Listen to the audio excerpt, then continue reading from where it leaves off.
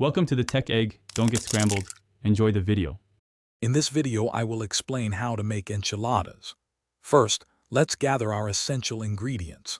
You'll need about 12 corn or flour tortillas, 1 pound of cooked protein like chicken or beef, 2 cups of your favorite enchilada sauce, and 1.5 cups of shredded cheese.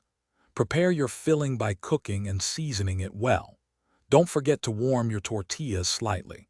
This makes them much easier to roll without tearing.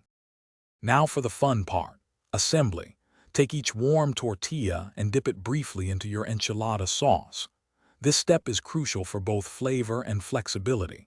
Lay the sauce tortilla flat, then spoon about 1/4 cup of your prepared filling down the center.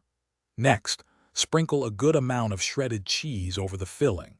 Carefully roll each tortilla tightly and place it seam side down in your baking dish.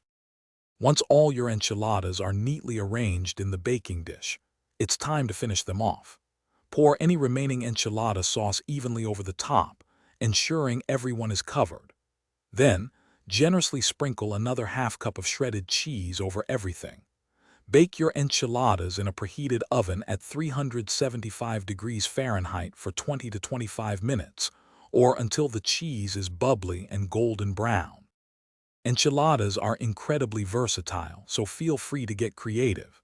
You can easily swap out the protein for shredded pork, ground turkey, or even a hearty vegetable mix with black beans. Explore different sauces, from a zesty green chili to a rich mole. For serving, add your favorite toppings like fresh cilantro, a dollop of sour cream, or sliced avocado. Enjoy your delicious homemade enchiladas. Thanks for watching. Consider subscribing if I helped unscramble your problems.